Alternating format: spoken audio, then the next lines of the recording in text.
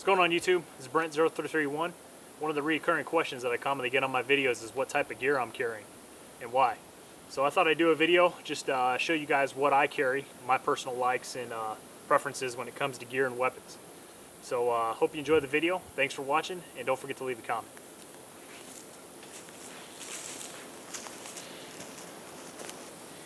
First thing I'm going to talk about is my plate carrier. Now I believe this is made by Condor. It costs about 60 to 70 bucks depending on where you look. But the reason I bought this particular plate carrier is because it looked a lot like the one I was issued in 2011 when I went to Afghanistan in the Marine Corps. So it's been pretty good. I have no complaints. The buckles and everything have held up very well. Now, you know, Condor, it probably has a reputation as being an airsoft brand, and you know, it is what it is. So I've had no complaints on Condor brand gear. It's, you know, it's obviously not Blackhawk. It's cheaper, and it works. So one of the things I want to highlight is the particular style of mag pouches that I like. If you look at all my gear, and you'll see, you know, I generally have closed top mag pouches. And I prefer these big wide mag pouches that can hold up to 3 AR-15 magazines. Now the reasons I like these mag pouches are I shoot a lot of different weapons. As you can see, I got a SOCOM 16 right here, you know, M1As, AKs, ARs, you know, all of the above.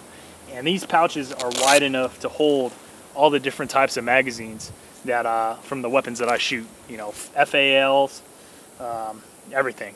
So G3 mags, you know, so they'll hold 308 mags, they'll hold freaking 5.56 mags, you know, everything. So that's the big reason why I like these magazine pouches, and you'll see on the rest of my gear that most of my gear has a pouch just like this on it for that very reason. And one of the reasons I chose to deploy with these mag pouches were for the simple fact that if I needed to pick up an AK, you know, I could put those AK mags in these pouches, no problem. You know, it hold 2 AK magazines, and you know, if need be, I could utilize the enemy's weapon. So that's one of the reasons, like I said, that I've chose to carry these pouches as opposed to, you know, a lot of guys carry like the open tops with the bungee cord retaining straps on top, you know, to facilitate faster reloads. You know, that's great. That's personal preference. Like I said, those are usually you know, fitted to a particular type of magazine. I like having these so that I can carry a wide variety of magazines instead of just being limited to carrying AR-15 mags or M16 M4 mags. So that's my biggest reason for these. You know, I got pistol mag pouches on there. Another thing, this is actually my IFAK. So in my IFAK, I carry at minimum 2 tourniquets. When I was in Afghanistan, I carried 4 tourniquets, 1 for each extremity. Obviously the potential of me getting a limb or something blown off was much greater in Afghanistan than it is here back in the States. So I carry 2 tourniquets in here right now. If I were to go back into combat, I would definitely carry at minimum 4 tourniquets, 1 for each major extremity. My IFAK, I keep in a Ziploc bag so that I can do what you just saw. I can pull this out if I need to work on somebody. You know, preferably if you're going to aid somebody that's wounded, you'd use their IFAK. But in any event, if you need to use your IFAK, I like to keep it in a Ziploc bag. That way when I pull the sucker out, it all comes out in one, and I'm not sitting there fumbling through my pouch trying to find what I need. On the back side, water and ammunition are the 2 most important things you will have on your gear. Do not go anywhere without water or ammunition, because your effectiveness in combat is nothing without water and ammunition. So I usually, if I'm going, you know, on a combat patrol or whatnot, I'll take at minimum, I'll have a camelback, and which I believe holds about 3 liters of water, and 2 canteens. Quick story: when I was in the Battle of Najaf in 2004 in Iraq, we were on React, and we got called out to a down Huey. We set up a cordon, and we were setting up that cordon and holding that cordon while they not only extracted the pilots, but were able to get that Huey out of there on a wrecker and get it back to the FOB. we thought we were only going to be out there for, maybe 8 hours at most. Well, 3 days later, we were still out there. A lot of guys just rolled out there with just their Camelback.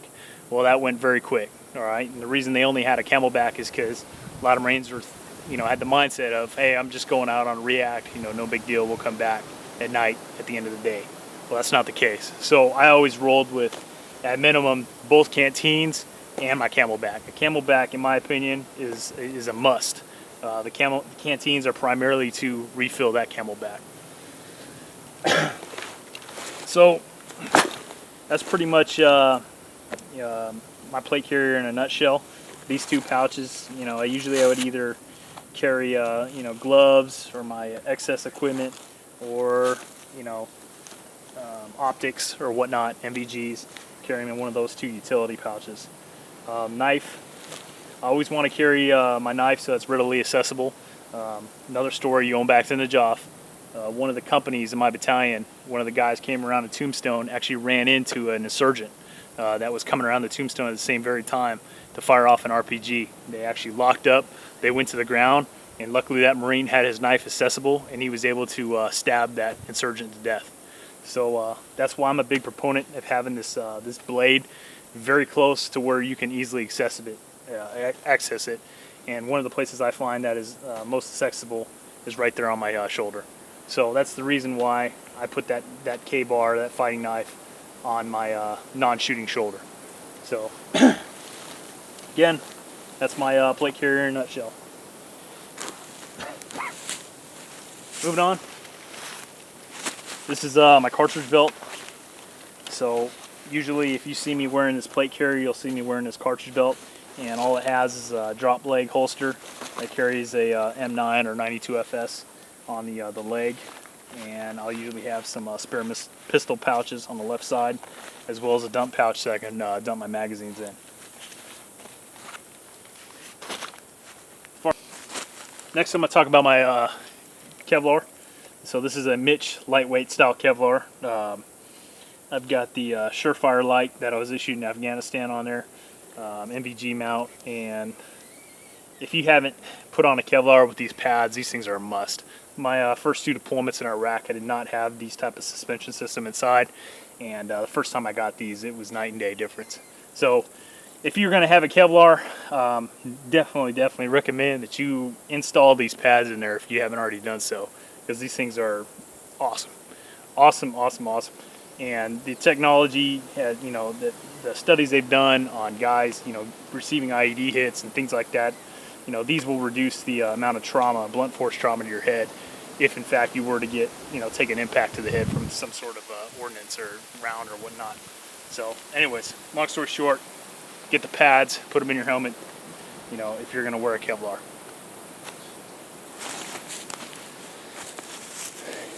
Next thing I'm going to talk about are my chest rigs. If you've been watching my videos a lot, you probably recognize these things because I wear them a lot. But these things are very similar. These two right here are actually made from different companies.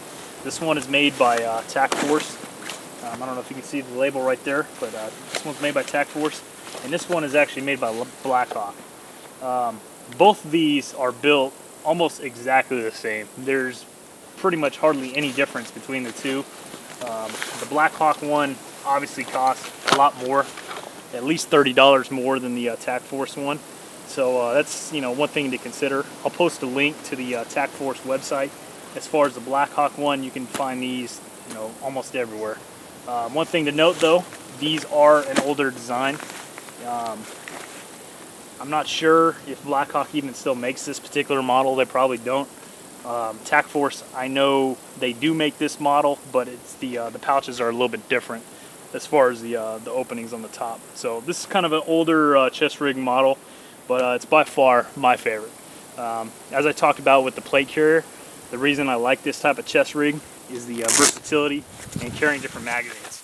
Here I got 2 M1A mags in this pouch, and they fit perfectly. I can carry up to 3 AR-15 mags in each pouch, or 2 7.62 by 5.1 type magazines like FALs or G3s or M1A magazines in these pouches. AK mags, same thing. I can fit 2 AK mags in these pouches. There's 2 AK mags right here. So again, the versatility of these particular type of chest rigs are what I like about them most of all. They have 2 utility pouches, just like the old, you know, Chinese chest rigs. You know, they got 2 utility pouches on the end. These things are pretty much just the updated version of these. So these utility pouches at the end, you can hold, you know, a first aid kit in here, or, you know, you can hold 2 more magazines. Here's 2 20-round M1A mags that I have on a coupler that can fit inside the utility pouch. So great versatility. I love these things. Plus they have a map pocket. All right, you open these things up and you can stick maps or any type of materials in there that you want to store. Yeah, that's pretty much it with the chest rigs. Like I said, very versatile. I like them a lot for their ability to hold different types of magazines, and they're just great. The only potential negative to them is that, you know, they're pretty front heavy. You're carrying all your weight on the front. So one way to offset that is I would make sure you have like a camelback on your back, or maybe a cartridge belt with some canteens or whatnot, and that helps offset the weight, so you got weight evenly distributed in your body. Other than that though, I love these things. Between these chest rigs and the plate carrier that I have are probably what I wear most as far as my gear is concerned.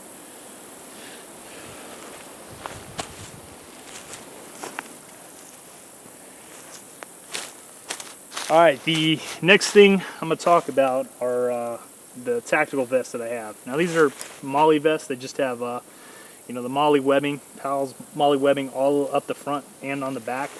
So there's a lot of room to mount stuff, and I like these vests because you can put stuff wherever you want. I mean, you tailor them to fit your needs.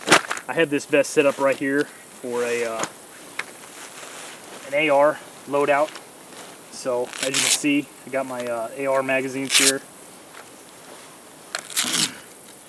So this vest is set up for an AR platform. Not much to it, like I said. It has the big benefit is it has MOLLE webbing all over it. You know, you just mount whatever the hell you want. First aid kit, magazine pouches, and like I was talking about earlier, camelback is a necessity.